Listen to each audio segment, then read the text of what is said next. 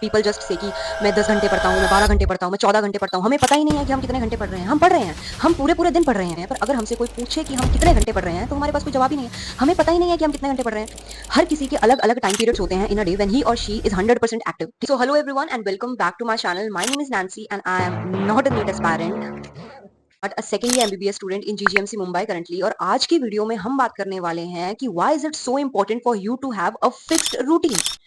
क्यों आपका एक फिक्स्ड रूटीन होना बहुत जरूरी है। तो ये बेसिकली तीन चीजें हैं, आपका time management, consistency and reduced stress level. होता क्या है कि जब आपका कोई फिक्स रूटीन नहीं होता है, आपको कोई आइडिया नहीं होता है कि आप कितने घंटों के लिए पढ़ते हो। आपने बहुत जगह सुना होगा सबको बोलते हुए, है ना, पीपल जस्ट से कि मैं 10 घंटे पढ़ता हूँ, मैं 12 घंटे पढ़ता हूँ, मैं 14 घंटे पढ़ता हूँ। हमें पता ही नहीं है कि हम कितने घंटे पढ़ रहे हैं। हम पढ़ रहे हैं, हम पूरे पूरे दिन पढ़ रहे हैं। ठीक है, कई कई दिन हम पूरे पूरे दिन पढ़ रहे हैं, किसी किसी दिन चलो नहीं भी पढ़ रहे हैं। पर अगर हमसे कोई पूछे कि हम कितने घंटे पढ़ रहे हैं, तो हमारे पास कोई जवाब ही नहीं है। हमें पता ही नहीं है कि हम कितने घंटे पढ़ रहे हैं। तो एक फिक्स्ड रूटीन जो है, जो हम बनाते हैं एक फिक्स रूटीन, ऐसी बात नहीं है, सभी लोग बनाते हैं। लेकिन वो पहली बात तो बहुत ही इम्प्रैक्टिकल होता है। मतलब वो एक नॉर्मल बच्चे के लिए फॉलो करना ही इतना मुश्किल हो जाता है। जिस दिन हम रूटीन बनाने बैठते हैं, ऐसा रूटीन बन जाता है, 4 घंटे सोना है, आधे घंटे खाना है, नहाना तो है ही नहीं उसके अंदर, है ना, और सिर्फ पढ़ना ही पढ़ना है।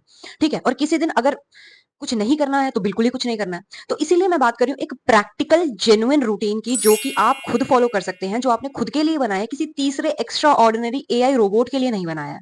ठीक है, तो सबसे बड़ा फायदा एक रूटीन का ये रहता है कि हमें क्रिस्टल क्लियर होता है, हमारे सामने होता है कि हम कितनी देर के लिए कौन सा सब्जेक्ट पढ़ रहे हैं। फॉर एग्जाम्पल, अगर मैं आपको बोलूं आपको दिन में 2 घंटे फिजिक्स पढ़नी है, 2 घंटे केमिस्ट्री पढ़नी है और 3 घंटे बायो को देने हैं, तो सुनने में क्या लगेगा? अरे यार, 4 और 3 7 घंटे, सिर्फ 7 घंटे, ये तो बहुत कम है। इतने से तो कुछ भी नहीं होगा। इससे तो ज्यादा स्टडी टाइम होना चाहिए। जैसे कि हम सुनते हैं लोगों का कि भाई 10 घंटे पढ़ रहा है, दिन में 12 घंटे पढ़ रहा है। यार, तुम इस चीज से स्टार्ट करके देखो।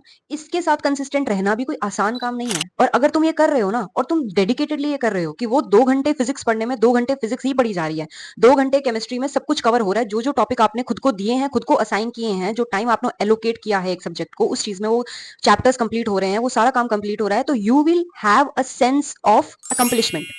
आपको लगेगा कि हाँ भाई, मैं जेन्युइनली कुछ कर रहा हूँ। वरना क्या रहता है? वही एंट्रोपी, इधर उधर भागे जा रहे हैं। 4 तरह की किताबें ले ली, 10 तरह के ऑथर पकड़ लिए, सॉल्व कुछ हमसे हो नहीं रहा है। हमें कोई बेसिक एक्सरसाइज का क्वेश्चन, मॉड्यूल का क्वेश्चन पूछ ले, सॉल्व हमसे वो भी नहीं हो रहा। तो इसीलिए सबसे बड़ा फायदा है एक रूटीन का कि आपका एक टाइम मैनेजमेंट होता है। आप अगर किसी से मिलो, किसी से बात करो, तो आपको बहुत ही क्रिस्टल क्लियर आइडिया होता है कि भाई तू कितने घंटे पढ़ता है? इतने घंटे? मैं तो यार 7 घंटे पढ़ता हूँ। And you are very much satisfied with those 7 hours. आपके मन में कोई सेल्फ डाउट नहीं है उस चीज को लेकर के। समझ में? टाइम मैनेजमेंट के बाद में अगर हम बात करें, तो यार कंसिस्टेंसी जो है, कंसिस्टेंसी और रिड्यूस स्ट्रेस लेवल्स, ये जो है, ये दो चीजें बहुत ही रिलेटेड है। कंसिस्टेंसी क्या है?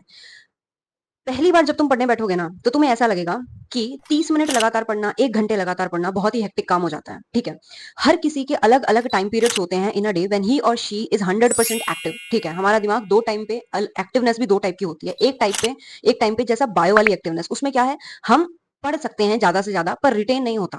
ठीक है, फिर केमिस्ट्री वाली एक्टिवनेस अलग चाहिए है कि कुछ पढ़ने में भी आना चाहिए और कुछ हमारा दिमाग भी लगे, मतलब न्यूमेरिकल्स टाइप सॉल्व करने में कुछ कुछ हमारा दिमाग भी यूज हो रहा हो। और तीसरा होता है, हम मोस्ट एक्टिव जिस टाइम पीरियड पे होते हैं, भी हमारा दिमाग एक्टिव 100% है और वो क्वेश्चन सॉल्विंग के मूड में होता है।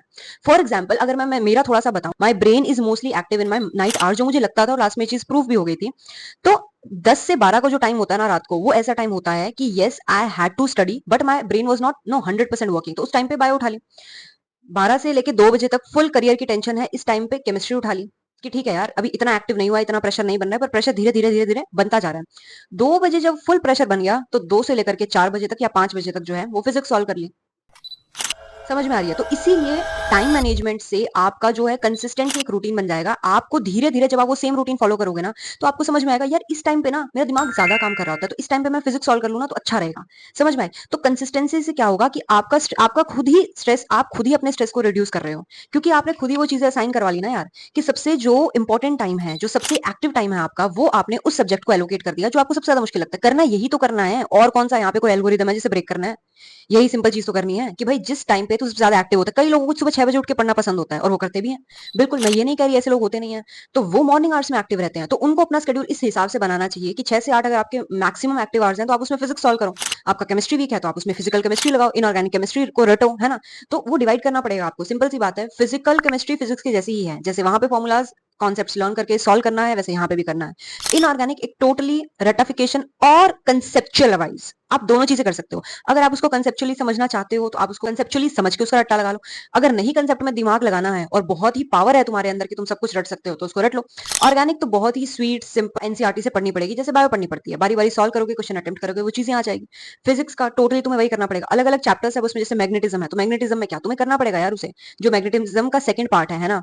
तो उसके अंदर तो क्या सिंपल तुम एक रीडिंग लगाओगे तुम्हें वो समझ में आ जाएगा। एक्सिस वैक्सिस का जो भी एक दो वो टैन और कॉट के फॉर्मूलाज हैं, जिससे बहुत ही मतलब एक रिपीटेड टाइप का क्वेश्चन बनता है, तो वो तुम्हें क्या याद हो जाएंगे सॉल्व करने के बाद में। ये जो सभी चीजें हैं ना, एक कंसिस्टेंट टाइमली मैनेज और जिसमें सबसे कम स्ट्रेस हो, ये जो रूटीन है उसका फायदा ये है कि it will generate a lot of discipline, because you are very clear कि तुम्हें इतने घंटे इस चीज को इस सब्जेक्ट को देने हैं, है ना। अब उस टाइम को you are intelligent enough, you know this कि उस टाइम को तुम बढ़ा सकते हो। अगर कोई चैप्टर कोई टॉपिक ऐसा है जो तुम्हारा स्ट्रांग नहीं है, तुम्हें ऐसा लगता है कि नहीं यार आज जो है वो टाइम 2 घंटे ही है उस सब्जेक्ट का, पर अगर तुम ऐसे लगे कि नहीं यार मुझे ये चैप्टर भी कवर करना है, ये टॉपिक भी कवर करना है, तो उसके अंदर तुम क्या कर सकते हो, उसको एक्स्ट्रा टाइम दे सकते हो, है ना। तो धीरे धीरे तुम्हारे अंदर ये चीजें खुद ही आने लग जाएंगी कि यार आज जो है ना नॉर्मल टाइम से थोड़ा आधा घंटा फालतू इस टॉपिक को दूंगा, तो तुम्हें क्लियर हो जाएगा। पहली बात तो you are very much self aware about yourself कि तुम इतने घंटे जो है वो स्टडी करो। इसी तरीके से कंसिस्टेंट रूटीन के फायदे बहुत सारे हैं, ठीक है। तुम सब कुछ करोगे, ऐसी बात नहीं है कि तुम कोई चीज पे लैग कर रहे हो जो सामने वाला कर रहा है पर तुम नहीं कर रहे हो, ठीक है। फॉर एग्जाम्पल मैं मेरी बात कर लूं, जैसे मान लो हॉस्टल में जाना, मेस आवर्स है, ठीक है, आपको खाना खाने जाना है,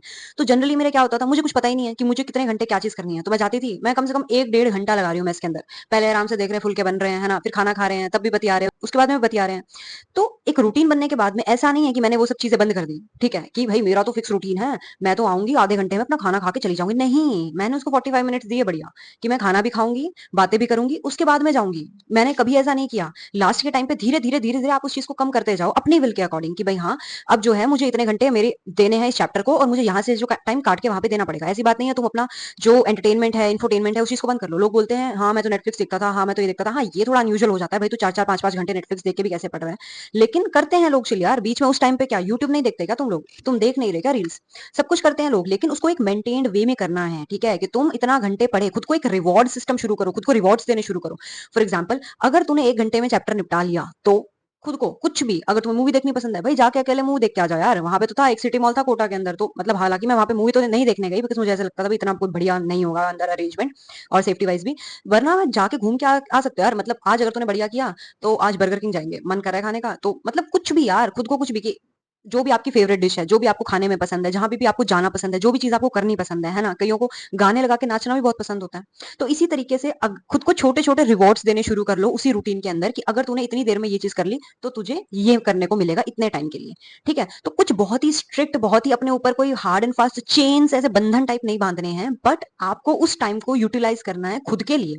हम ये किसी और के लिए नहीं कर रहे हैं, हाँ अपनी फैमिली के लिए कर रहे हैं नो डाउट, बट हम इवेंचुअली ये सोल पर्पस हमारा खुद का ही है, ठीक है। तो एक बहुत ही अच्छा सा प्लान, एक बहुत ही शानदार सा प्लान जो तुम खुद के लिए कर सको, जो खुद एग्जीक्यूट कर सको, जो तुम्हारे लिए फायदेमंद भी रहे और उसके अंदर छोटे छोटे रिवॉर्ड्स भी रहे, है ना, जो तुम्हारे लिए हेल्पफुल हो, इस टाइप का एक प्लान बनाओ। और हर चैप्टर का, हर टॉपिक का, हर सब्जेक्ट का एक फिक्स्ड टाइम हो, उनको उतना टाइम मिल पाए और उसके साथ तुम्हारा एक हेल्दी रूटीन रहे, इस टाइप का एक बहुत ही बढ़िया सा रूटीन बनाओ, है ना, जो तुम फॉलो कर सको। और 100% ट्राई करो कि तुम डे बाय डे जो है उसको ब्रेक मत करो, उसको फॉलो करते रहो, है ना। एक बार रूटीन बन जाएगा ना तो एक भी दिन ऐसा नहीं जाता जब आप ऐसा कहो कि यार आज तो रूटीन फॉलो नहीं हो पाया।